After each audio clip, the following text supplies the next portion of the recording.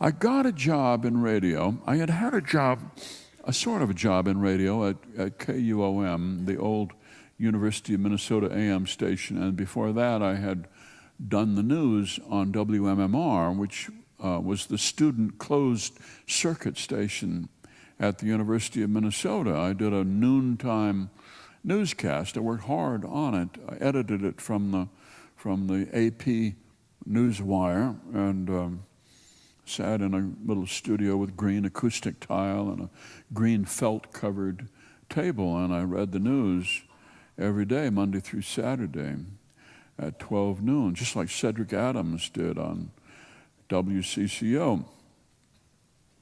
The engineers were busy that year, my freshman year at the university, building a state-of-the-art control room, and when they got done building it, they went out to do maintenance on the transmitters. This was a closed-circuit operation that broadcast through little transmitters that were in the basements of Comstock, Pioneer, Centennial, and Sanford, and all of the other dormitories at the university. And when they went around, they saw that whoever had done maintenance on the transmitters the year before had turned them all off, and so they had not been on. I had been delivering a beautiful newscast to myself and one other person, which didn't discourage me. I thought I really had the hang of it, and so I went over to KUOM and then up to Collegeville, to Minnesota Public Radio, which was started at St. John's, and where Mr. William H. Kling, who was hardly older than I, interviewed me for a job. It was my last job interview, and that was in 1970.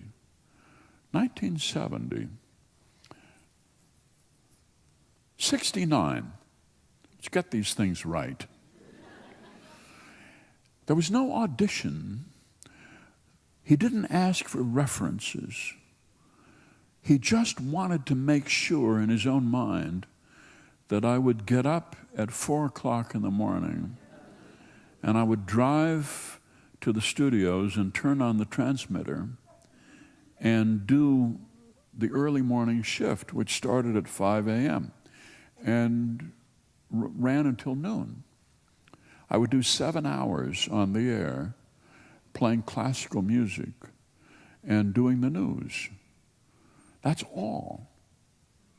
Well, I convinced him that I would do that, even though I had a big beard and I had sort of longish hair, and I was wearing a leather vest with fringe and sandals, because I was still trying to be that brilliant, troubled poet, you see. Nonetheless, he accepted that I would do that, and I did. I did. This was in the fall, and I did this for how many years? I did it for 3 years up there in Collegeville. I drove all the way from St. Cloud into the studios. The landscape of Stearns County in February at 4:30 in the morning is like the dark side of the moon.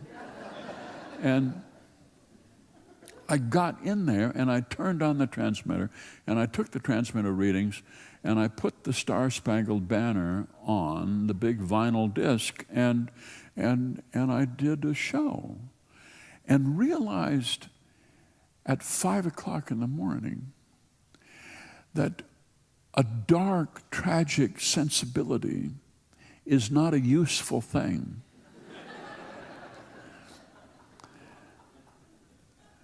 Your listeners have their own dark, tragic sensibility, and they don't need yours. What they need is a cheerful person, somebody who will say, get up, let's go. Today is a gift. It may look dark to you now, but there are surprises out here. Seize the day. Let's make the most of it, people, and play music that'll get them going, and play a movement of the Bach Brandenburg No. 3 that segues into the Beach Boys' Fun, Fun, Fun, that gets people up and gets them moving and gets the blood coursing in their veins. I had to be cheerful, which I was not. I was not a cheerful person. I felt that this was beneath me, and I felt that I was wasting my life and that I should be doing something else. But I needed to be cheerful. And so I had to create a new persona for myself. And in order to give me a plausible excuse to be cheerful, I invented a whole series of products, though this was non-commercial radio. I invented powder milk biscuits that are made from whole wheat that give shy persons the strength to get up and do what needs to be done, including getting out of bed. I invented Raoul's warm car service. I invented Jack's Auto Repair. All tracks lead to Jack's, where the bright flashing lights show you the way to complete satisfaction. I invented Bebop Rebop rhubarb pie and rhubarb pie filling. Rhubarb, the secret of the good life as we know it. I invented all of these sponsors, and then I needed a town to put them in, and I invented Lake Wobegon, which comes from the Ojibwe word that means the place where we waited 3 days for you in the rain. And then I invented people who lived in this town, and slowly, inch by inch, this all came along. The women were strong, and the men good-looking, and the children all above average. And early in the morning, out of weariness and despair, trying not to sound as bad as I felt, I invented what came to be sort of my magnum opus, this little town where I would go on week after week after week for now 40 years, making up these stories about people who actually